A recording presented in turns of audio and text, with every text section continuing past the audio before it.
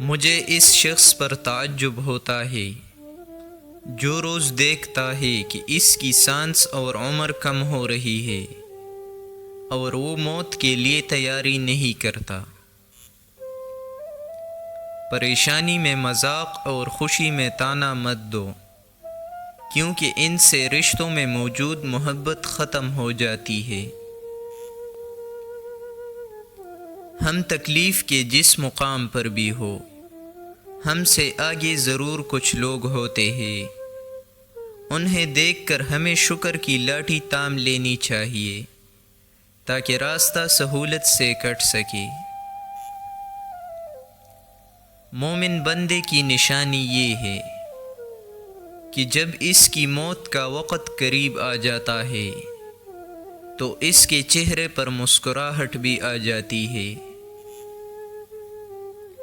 یہ جو تمہارا نفس ہے، تم اگر اس کو خیر میں مصروف نہیں کر لیتے تو یہ تمہیں شر میں مصروف کر لے گا۔ کسی انسان کو دکھ دینا اتنا آسان ہے جتنا سمندر میں پتھر پھینکنا، مگر یہ کوئی نہیں جانتا کہ وہ پتھر کتنی گہرائی میں گیا ہے۔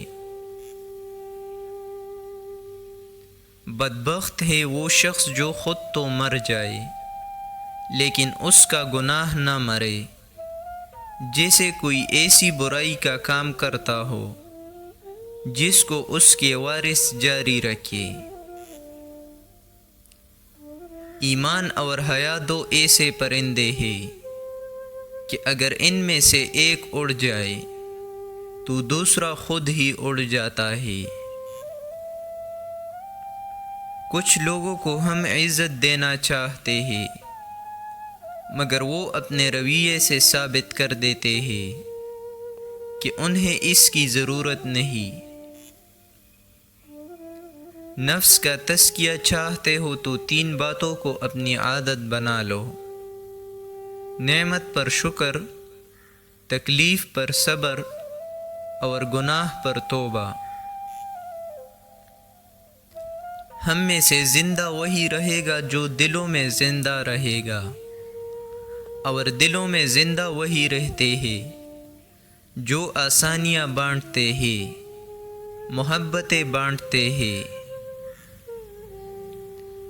آج کا انسان صرف دولت کو خوش نصیبی سمجھتا ہے، اور یہی اس کی بد نصیبی کا ثبوت ہے۔